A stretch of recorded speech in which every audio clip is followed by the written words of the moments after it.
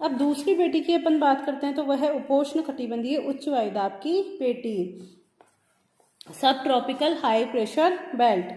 दोनों गोलार्धों में 25 डिग्री से 35 डिग्री अक्षांशों के मध्य उपोष्ण कटिबंधीय उच्च वायुदाब की पेटी पाई जाती है। अगर बात की जाए तो दोनों गोलार्धों में, यह उत्तरी गोलार्ध में 25 से 35, सामान्यतः 30 से 25 मान लो, या 30 से 35 डिग्री उत्तरी अक्षांश के मध्य, 30 से 35 डिग्री दक्षिणी अक्षांश के मध्य उपोष्ण कटिबंधीय उच्च वायुदाब की पेटी पाई जाती है। इस पेटी की महत्वपूर्ण विशेषता यह है कि भूतल पर यहाँ कई उच्च दाब केंद्र व कोशों की स्थापना हो जाती है। इसका मतलब यह है कि ये जो उपोष्ण कटिबंधीय हाई प्रेशर बेल्ट है, ये क्या होती है, लगातार नहीं होती, कंटिन्यूअस नहीं होती, बल्कि यह कोशों के रूप में पाई जाती है। कई जो क्षेत्र होते हैं वहां पर तो क्या होता है, उच्च दाब अपेक्षाकृत अधिक प्रबल होता है, और कई क्षेत्रों पर ये उपोष्ण कटिबंधीय उच्च दाब की जो पेटी है वो एकदम क्या होती है, कमजोर होती है। इस पेटी के उच्च दाब का कारण तापीय नहीं है। अगर हम बात करें तो टेम्परेचर, क्योंकि यहाँ की तुलना में यहाँ पर टेम्परेचर क्या होता है, ज़्यादा होता है, तो इस हिसाब से यहाँ पर क्या होना चाहिए, जो प्रेशर होगा वो कम होना चाहिए, लेकिन फिर भी यहाँ पर हाई प्रेशर पाया जाता है। तो यह है इसका कारण टेम्परेचर नहीं है,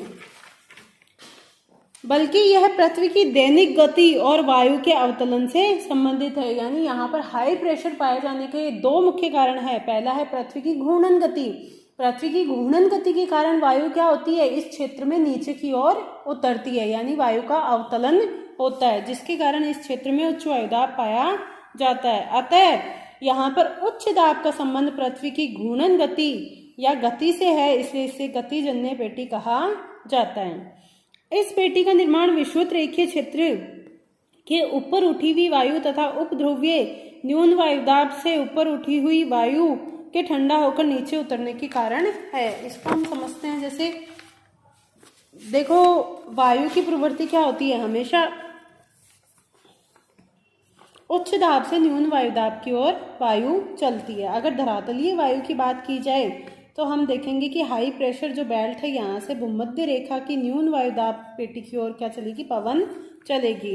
अगर यहाँ पे बात की जाए तो उपोष्ण कटिबंधीय उच्च वायुदाब से सब पोलर उपध्रुवीय न्यून वायुदाब की ओर पवन चलेगी।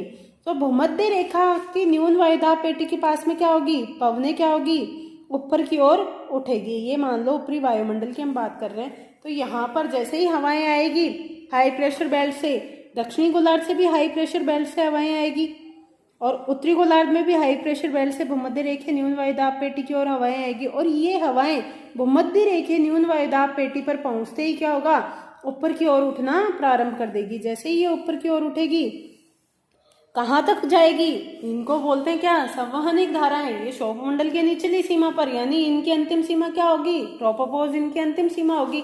वहां तक जाने के बाद ये वापस क्षैतिज रूप से चलने लगेगी। क्षैतिज रूप से चलने लगेगी तो यहाँ से उठने वाली पवनें वापस किधर की तरफ, ऊपरी वायुमंडल में अगर हम बात करते हैं तो उपोष्ण कटिबंधीय उच्च वायुदाब की ओर चलने लगेगी। तो उच्च वायुदाब की ओर जब चलेगी तो क्या होगा, जो कोरियोलिसिस बल है, कोरियोलिसिस बल के कारण हवाओं में सीधी तो चलेगी नहीं, क्या हो जाएगा, विक्षेपण हो जाएगा। विक्षेपण होने के कारण जो 25 डिग्री 30 डिग्री के आसपास जैसे ही ये हवाएं पहुंचेगी, एक तो इनका क्या होगा, टेम्परेचर कम हो जाएगा।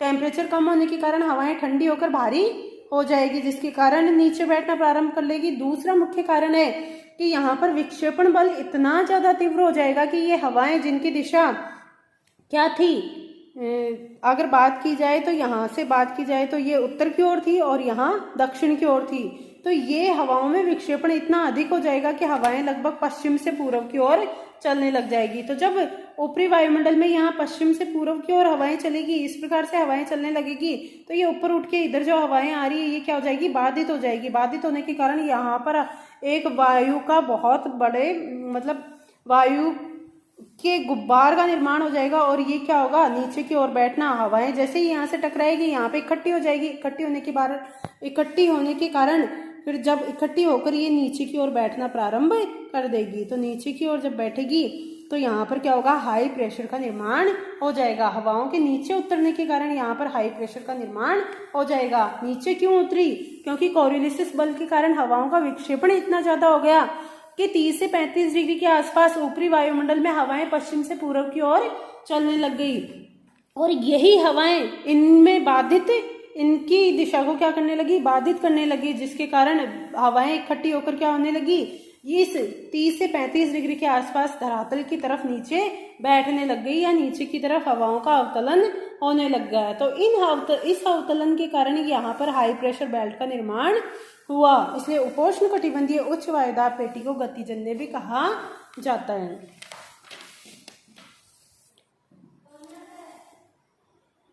इस पेटी का निर्माण विषुवतरेखीय क्षेत्र में ऊपर उठी हुई वायु तथा उपध्रुवीय न्यून वायुदाब से ऊपर उठी हुई वायु के ठंडा होकर नीचे उतरने के कारण हुआ है। इस पेटी में उच्च दाब की उत्पत्ति का दूसरा कारण कोरियोलिस बल है। विषुवतरेखीय क्षेत्र से ऊपर उठी हुई हवाएं जब ध्रुवों की ओर प्रवाहित होने लगती है तो ऊपरी भाग में घर्षण के अभाव के कारण कोरियोलिस बल के कारण ये हवाएं उत्तरी व दक्षिणी गोलार्ध में क्रमशः दाईं और बाईं ओर मुड़ने लगती है। कोरियोलिस बल क्या कहते हैं कि उत्तरी गोलार्ध में हवाएं अपनी दिशा के, जब हवाएं इस प्रकार से दक्षिण से उत्तर की ओर चल रही है तो हवाएं अपनी दिशा के दाहिनी ओर विक्षेपित हो जाएगी। दक्षिणी गोलार्ध की बात करें तो हवाएं अपनी दिशा के बाईं ओर विक्षेपित हो जाएगी। तो जिसके कारण क्या होगा, हवाएं अगर इधर बात करें तो बाईं ओर, ठीक है, बाईं ओर विक्षेपित हो जाएगी। तो जब ये विक्षेपण बल क्या होगा, ऊपरी वायुमंडल में घर्षण बल न्यूनतम होने के कारण अत्यधिक प्रभावी हो जाएगा। तो जिसके कारण हवाओं की दिशा 30 से 35 डिग्री के आसपास क्या हो जाएगी, लगभग पश्चिम से पूर्व की ओर हो जाएगी। जब वायु 25 डिग्री अक्षांश के आसपास पहुंचती है तो उसकी दिशा में इतना अधिक विक्षेपण उत्पन्न हो जाता है कि उसकी दिशा पश्चिम से पूर्व की ओर हो जाती है, जिसके कारण 25 से 35 डिग्री अक्षांश के ऊपर वायु एकत्रित हो जाती है और इन अक्षांश रेखाओं के बीच धरातल पर वायुदाब में वृद्धि पाई जाती है। इकट्ठी हो जाएगी तो क्या होगी, हवाओं का अवतलन प्रारंभ हो जाएगा। इन अक्षांश रेखाओं के बीच वायु के एकत्रित होने का दूसरा कारण जेट स्ट्रीम का प्रवाहित भी होना है, क्योंकि इस अक्षांशों के आसपास कौन सी जेट स्ट्रीम चलती है, उपोष्ण कटिबंधीय पश्चिमी जेट स्ट्रीम भी चलती है, जिसकी दिशा भी पश्चिम से पूर्व की ओर। ये जेट स्ट्रीम पवने भी इन पवनों के ध्रुवों की ओर जाने में बाधा उत्पन्न करते हैं, यानी इन पवनों की गति में बाधा उत्पन्न करते हैं, जिसके कारण हवाएं यहाँ पर इन अक्षांशों के आसपास इकट्ठी हो जाती हैं। इस उच्च दाब की पेटी को अश्व अक्षांश भी कहा जाता है, क्योंकि प्राचीन काल में घोड़ों को ले जाने वाली नौकाओं को शांत वायुमंडलीय दशाओं के कारण इन अक्षांशों में काफी कठिनाई होती थी, जिसके कारण वह अपनी नौकाओं का भार हल्का करने के लिए घोड़ों को समुद्र में फेंक देते थे। अब देखो 30 से 35 डिग्री अक्षांशों के आसपास क्या होता था, अरब के घोड़े फेमस थे।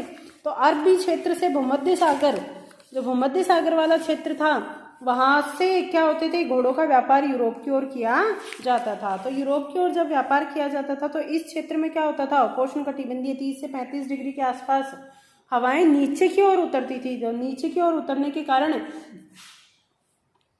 क्या होता था, नीचे की ओर उतरती थी, जिसके कारण वायुमंडलीय दशाएं बहुत ही शांत होती थी। शांत होने के कारण हवा, जो नौकाएं हैं वो आगे की ओर नहीं बढ़ पाती थी।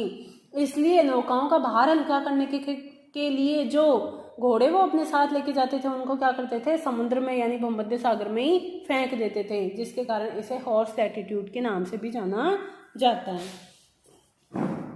इस पेटी में ऊपर से नीचे की ओर हवाएं उतरने के कारण दबती है और उनके तापमान में क्रमशः वृद्धि होती है। इस प्रकार प्रति चक्रवातीय परिस्थिति के कारण यहाँ पर स्वच्छ मेघ रहित आकाश पाया जाता है और विश्व के सभी उष्ण मरुस्थल इसी पेटी में स्थित है। इसको हम बाद में विस्तार से पढ़ेंगे कि क्या कारण है कि 30 से 35 डिग्री अक्षांशों के आसपास ही विश्व के लगभग सभी डेजर्ट पाए जाते हैं। तो इसमें ये समझाने का प्रयास कर रहा है कि हवाएं क्या होती है इस पेटी में, ऊपर से नीचे की ओर उतरती है, अर्थात हवाओं का अवतलन होता है। तो ऊपरी वायुमंडल से जब हवाएं नीचे की ओर आएगी तो नॉर्मल लैप्स रेट के कारण क्या होगा, हवाओं का टेम्परेचर बढ़ेगा। टेम्परेचर बढ़ने से उनकी आर्द्रता घटेगी और इस क्षेत्र में क्या होगा, नीचे की तरफ सतह के आसपास प्रतिचक्रवाती उच्च वायुदाब की स्थिति उत्पन्न हो जाएगी। तो प्रतिचक्रवाती दशाएं उत्पन्न होने के कारण यहाँ पर वायुमंडलीय दशाएं हमेशा कैसी रहेगी, शांत प्रकार की रहेगी। नेक्स्ट पढ़ेंगे उपध्रुवीय न्यून वायुदाब की पेटी और ध्रुवीय उच्च वायुदाब की पेटी। उसके बाद हम पढ़ेंगे विंड्स।